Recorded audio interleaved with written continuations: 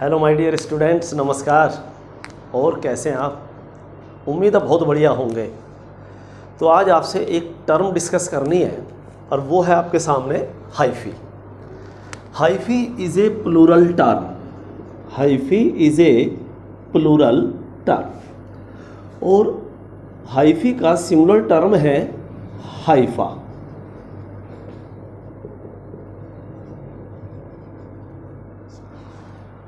प्यारे बच्चों, अब आप ये बताइए कि आप इस टर्म को पहचानते हो, हाइफी या हाइफा? आपने कहा नहीं। अगर आपने कहा नहीं तो फिर समझते हैं हम, और अगर आप कहते हैं सर हम तो अच्छे समझते हैं, तो फिर आपके किसी काम की वीडियो नहीं है। तो आपके लिए वीडियो कब काम की है?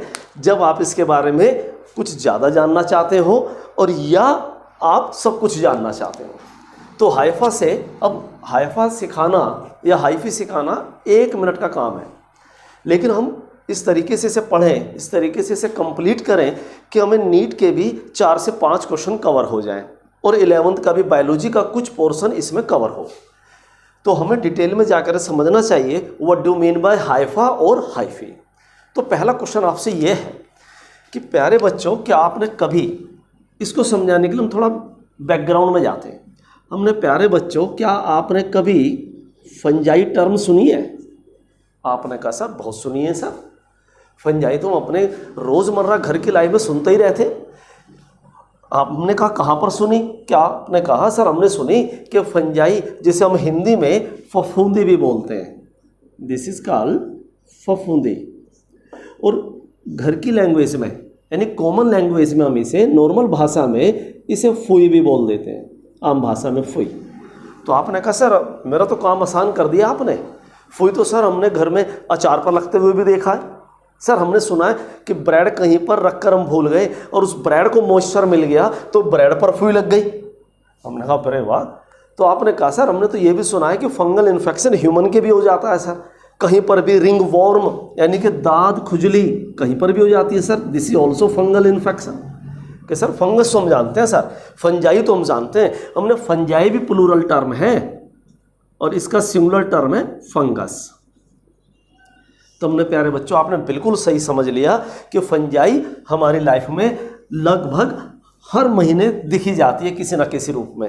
कभी हम सुनते हैं किसी को ईचिंग हो गई, कभी हमने सुना फलाने को ईयर में फंगल इन्फेक्शन हो गया, कभी हमने सुना उसकी गर्दन पर फंगल इन्फेक्शन हो गया, कभी हम टीवी पर ऐड देख रहे थे तो एक ऐड बीच में ऐसा आ गया जिसमें एक पर्सन ऐसे खुजाता हुआ जा रहा है, तो उसमें एकदम आ गया कि ये एक फंगस की प्रॉब्लम है और आप इसके लिए हमारा ये प्रोडक्ट इस्तेमाल करिए। तो what do mean by fungi? Fungi क्या है? हमने फंजाई क्या, उससे पहले जब हम फंजाई को स्टडी कर रहे हैं तो फर्स्ट इंपॉर्टेंट क्वेश्चन क्या हुआ? स्टडी ऑफ फंजाई को हम कहते क्या है? तो study of fungi, when you study the fungi it means you are studying mycology. आप माइकोलॉजी स्टडी कर रहे हैं, तो study of fungi is called mycology. Second important question, who is the father of mycology? Mycology के father कौन है?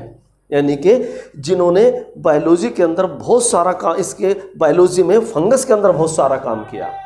तो आपने कहा sir P.A. Micheli is regarded as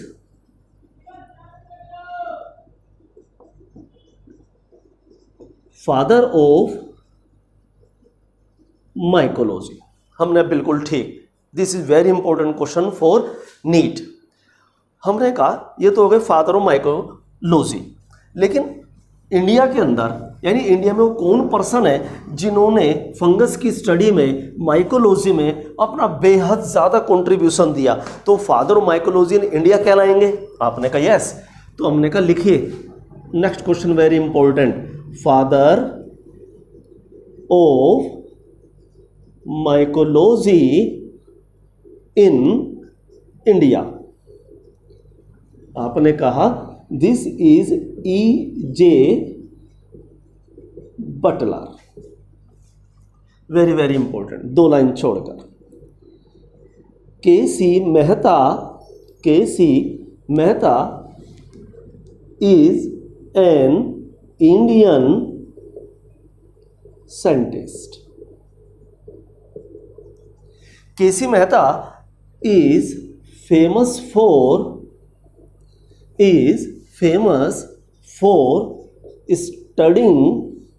studying black rust of wheat। जो मिस्टर केसी मेहता हैं ये बड़े फेमस साइंटिस्ट हैं इंडिया के जिन्होंने ब्लैक रस्ट ऑफ व्हीट पढ़ा। And this black rust of wheat is a fungal disease of wheat यानी कि गेहूं। तो गेहूं की एक ये फंगल डिसीज है, बहुत ही खतरनाक बीमारी है।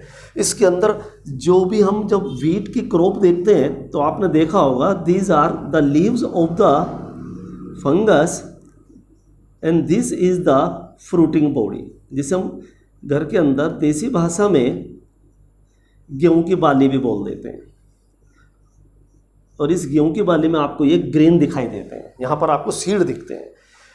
तो when this wheat is attacked by A fungus, these grains becomes very black and सूटी मतलब बिल्कुल एक काली राख से बन जाते हैं और हमारी पूरी क्रॉप डैमेज हो जाती है।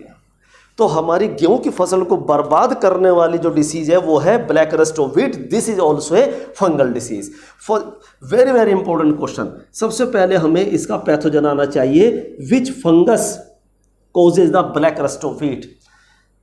Puccinia ग्रामिनीस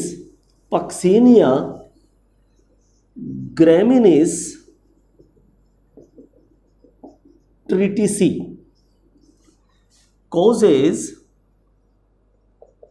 the black rust of wheat।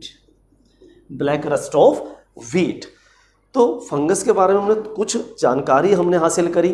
Fungi की स्टडी को क्या कहते हैं, फंगस के ऊपर भारत के अंदर, इंडिया के अंदर कौन से साइंटिस्ट फेमस हैं जिन्होंने ब्लैक रस्ट ऑफ व्हीट को स्टडी किया। दूसरा, फादर ऑफ माइकोलॉजी या माइकोबायोलॉजी कौन है, तो आपने कहा सर वो है PMI केली। हमने इंडिया में कौन है, आपने कहा ईजे बटलर है। हमने ठीक है, हमने अब क्वेश्चन हमारा शुरू हुआ था what do mean by fungi. तो फंजाई पे आ जाते हैं कि what do mean by fungi. लेकिन ये आप सब टर्म लर्न करके रखें अच्छे से, नोट करिए। फंजाई जिसे आपने 100% पढ़ा हुआ है कि फंजाई एक किंगडम भी है, यानी हमने 5 किंगडम पढ़े हुए हैं। 5 kingdom system of classification was proposed by R.H. Whittaker. R.H. Whittaker ने लिविंग बींग्स को 5 किंगडम में क्लासिफाई कर दिया। Monera, Protista, fungi, Plantae and Animalia. हम इसको डिस्कस करने के लिए आप और हम मिले हैं। तो फंजाई जो अपने आप में किंगडम है, fungi is a group of A chlorophyllous, यानी जिसके अंदर क्लोरोफिल पिगमेंट ना हो, क्लोरोफिलस। इसके अंदर क्लोरोफिल नहीं है। जब fungi lack the chlorophyll pigment, then how fungi can prepare their own food. तो नेचुरली जब ये अपना फूड नहीं बना सकते तो सर्वाइव करने के लिए फूड तो कहीं ना कहीं से लेना होगा ना। तो इसलिए fungi like the animal depend on others, ये दूसरे के ऊपर डिपेंड है फूड के लिए। तो फंजाई आर ए क्लोरोफिलस, तो नेचुरल सी बात हो गई। They are also non photosynthetic organism, ये नॉन फोटोसिंथेटिक है, यानी कि इनके पास क्लोरोफिल नहीं है तो they can not do photosynthesis. Next point इसी के अंदर, यूकैरियोटिक ऑर्गेनिज्म का ग्रुप है। आपने कहा यूकैरियोटिक कौन है, हमने कहा यू मतलब एडवांस, कैरियो मतलब न्यूक्लियस, यानी जिन सेल में न्यूक्लियस वेल डिफाइंड हो। वेल डिफाइंड मतलब when genetic material is not enclosed within nuclear membrane, such kind of nucleus is called not well defined nucleus।